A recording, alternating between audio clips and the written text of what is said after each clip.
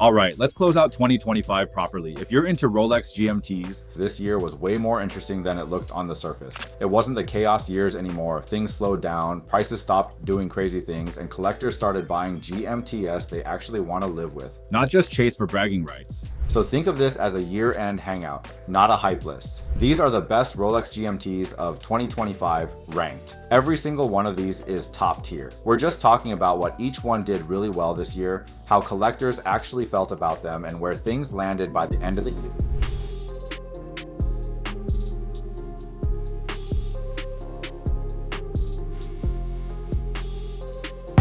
The biggest shift this year was wearability. People stopped asking, "Is this hot?" and started asking, "Will I still love this in a year? Does the color work with everything? Does it feel good after 8 hours on the wrist? Would I actually take this through an airport without thinking about it?" And you could see that mindset everywhere. Neutral steel GMTs picked up momentum because they're easy. Gold GMTs stayed strong because they attract long-term owners.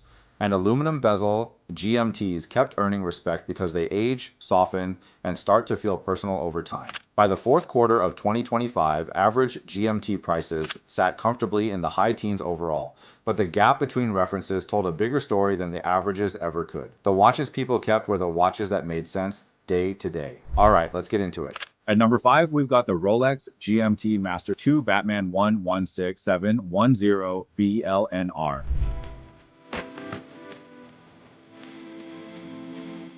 And even this low on the list, it's still one of the most important GMTs Rolex has ever made. This watch came out in 2013 and completely changed the GMT conversation. It was the first time Rolex successfully produced a two-color ceramic bezel in blue and black, and that single detail set the stage for every modern GMT that followed. Without the Batman, there's no modern Pepsi, no Sprite, no Bruce Wayne. Specs-wise, you've got the 40mm oyster steel case, the ceramic Cerachrome bezel, and the caliber 3186 movement with independent jumping hour hand. That movement detail matters because it's what makes the GMT actually usable when you travel. You land, jump the hour hand, and you're done. No stopping the watch. In 2025, collectors talked about this reference very differently than they used to. It wasn't the hype GMT anymore. It was the one that still feels right. A lot of people prefer this first generation Batman because it wears flatter than newer versions and feels a little more tool oriented. The oyster bracelet keeps it sporty and the proportions feel balanced. By December, average prices for clean examples hovered in the mid $14,000 range, with really sharp full sets pushing a bit higher. What mattered more than the number was stability. Prices didn't swing much all year, and that tells you collectors trust this reference.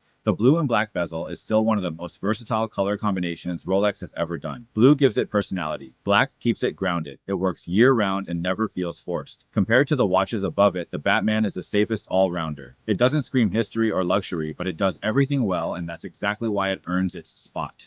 Number 4 is the Rolex GMT Master 2 Root Beer 126715 CHNR.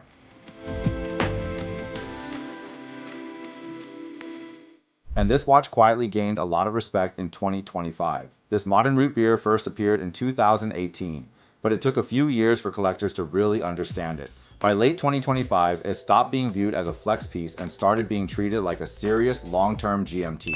Specs-wise, this is a different piece. Full Everose gold case and bracelet, 40mm diameter, ceramic black and brown bezel, and the modern caliber 3285 movement with a 70-hour power reserve. That longer reserve actually matters if you rotate watches. You can set it down Friday and pick it back up Monday without resetting it. Everose gold is the star here. It doesn't behave like yellow gold. It absorbs light instead of reflecting it aggressively, which makes the watch feel warm rather than flashy. And that brown portion of the bezel ties everything together. Brown sounds risky on paper, but in person, it makes the watch feel grounded and mature. Throughout the year, owners kept saying the same thing. They bought it thinking it would be a special occasion watch, then realized they wore it far more than expected. That's usually the best compliment a gold watch can get. By year end, prices generally sat from the high 30,000s into the low 40,000s, depending on condition and completeness. What stood out wasn't just the price, but behavior. These didn't churn through the market. Owners held onto them, which says a lot about satisfaction. Compared to the Batman, the root beer feels richer and warmer. It's not trying to be sporty. It's trying to feel good on the wrist, and in 2025, that mattered. At number 3, we've got the Rolex GMT Master 2 116710LN.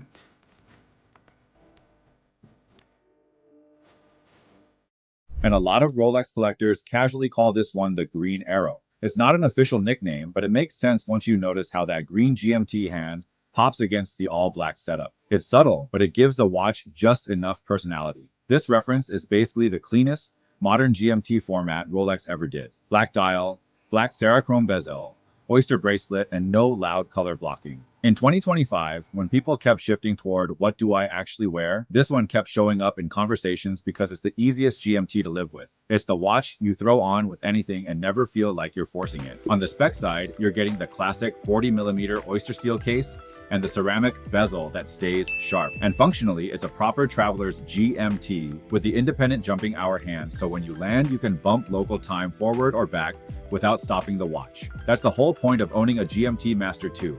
And it's still one of Rolex's best real-world features. Price-wise, toward the end of 2025, these were generally in the low to mid-teens, and condition matters a lot. Collectors were way pickier this year about over-polished cases and sloppy bracelets, so the crisp examples moved fast. Unlike the Batman or Pepsi, this watch isn't defined by a famous bezel color. It's valued for its versatility. If you want a GMT that handles multiple time zones reliably without flashy styling, the green arrow is an excellent choice. Number 2 is the Rolex GMT Master 2, Bruce Wayne 126710 GRNR.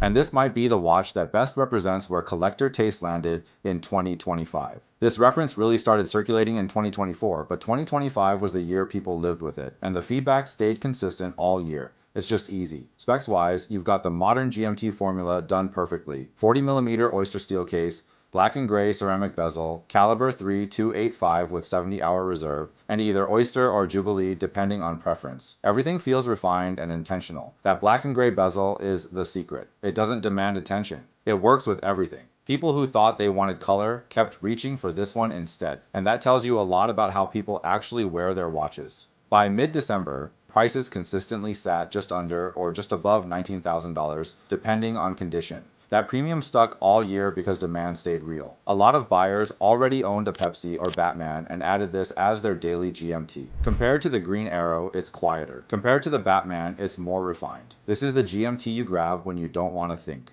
At number 1, the Rolex GMT Master 2 Pepsi 16710.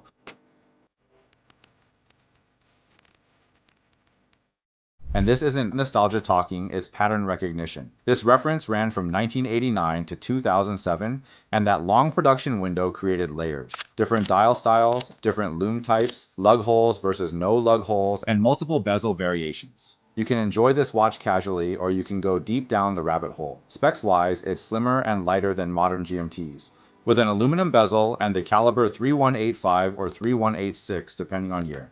The 3186 examples from the final production run are especially interesting because they combine classic proportions with a more stable movement architecture. What made this watch stand out in 2025 is how collectors talked about it. People were tired of perfection. They wanted character. Aluminum fades. It scratches. The colors soften. Your watch doesn't look like everyone else's forever. By year end, prices generally sat between $12,000 and $15,000 depending on condition and details.